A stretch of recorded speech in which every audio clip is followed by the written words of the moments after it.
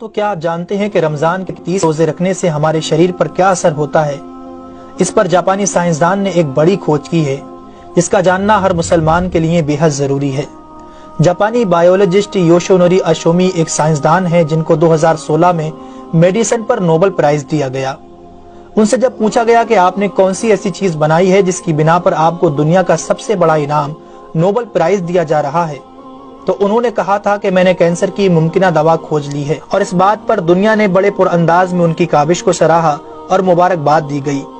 اس کے بعد ڈاکٹر یوشینوری اشومی نے کہا کہ میں نے کینسر کی دوا نہیں بلکہ کینسر سے بچاؤ کا حل تلاش کر لیا ہے۔ تو لوگوں نے ان سے پوچھا کہ بتائیے ایسا کیا کیا جائے کہ کینسر جیسے خطرناک مرض سے بچا جا سکے؟ تو انہوں نے کہا کہ جب ہم بھوکا رہتے ہیں تو ہماری باڈی میں موجود غذائیت ختم ہونے لگتی ہے، جس کی وجہ سے جسم بھوک محسوس کرتا ہے۔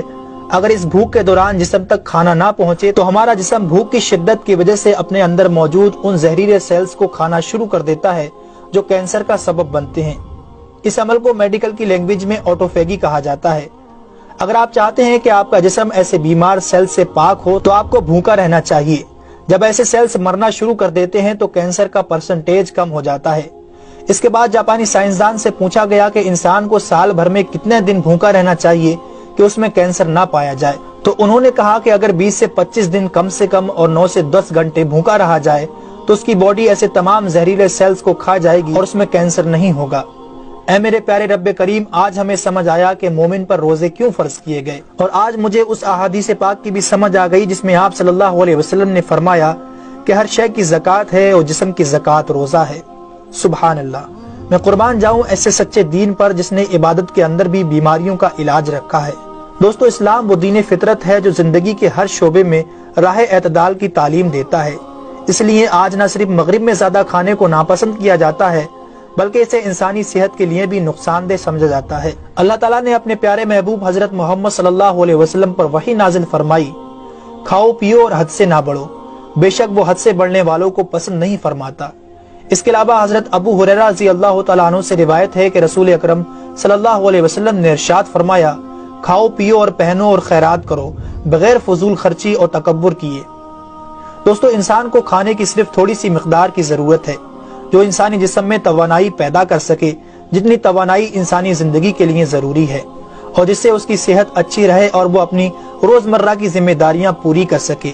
انسانی جسم کو جتنا کھانے کی ضرورت ہے اس سے زیادہ جسم میں داخل ہونے والا کھانا چربی بن جاتا ہے، جس کی وجہ سے انسان کا جسم بڑھ جاتا ہے، اس کی رفتار سست ہو جاتی ہے اور وہ بہت زیادہ تھکن محسوس کرنے لگتا ہے۔ اس کے علاوہ انسانی جسم بہت سے امراض کا شکار بھی ہو جاتا ہے۔ اسی لیے اللہ تعالیٰ نے روزے فرض کیے تاکہ 11 مہینوں کے دوران کھانے پینے کی بے احتیاطی کا ازالہ ہو سکے۔ قرآن پاک میں اللہ تعالیٰ نے روزے رکھنے کا حکم ان الفاظ میں بیان فرمایا ہے، اے ایمان والو، تم پر روزے فرض کیے گئے جیسے کہ تم سے پہلوں پر روزے فرض کیے گئے تھے تاکہ تم پرہیزگار بن جاؤ۔ دوستو، قرآن مجید میں بیمار اور مسافر کے لیے روزے مؤخر کرنے اور جو روزہ نہ رکھ سکے ان کے لیے فدیہ ادا کرنے کا حکم دیا ہے۔ اس کے بعد روزہ رکھنے کی حکمت ان الفاظ میں بیان فرمائی، اور تمہارے لیے روزہ رکھنا ہی بہتر ہے اگر تم جانتے ہو۔ دراصل یہاں یہ بتایا گیا ہے کہ اگر تم موجودہ علم کو سمجھتے ہو تو تمہارے لیے بہتر یہی ہے کہ تم روزے رکھو، کیونکہ روزہ اپنے اندر بے شمار روحانی، نفسیاتی اور طبی فائدوں کو رکھتا ہے۔ روزے کی طبی افادیت کی طرف نہایت مختصر مگر جامع اشارہ نبی اکرم صلی اللہ علیہ وسلم نے ان الفاظوں میں بیان فرمایا، روزے رکھو اور تندرست ہو جاؤ۔ اللہ رب العالمین ہم سب کو اس مہینے میں زیادہ سے زیادہ نیکیاں کرنے اور سارے روزے رکھنے کی توفیق عطا فرمائے، آمین ثم آمین۔ تو کیا آپ جانتے ہیں کہ رمضان کے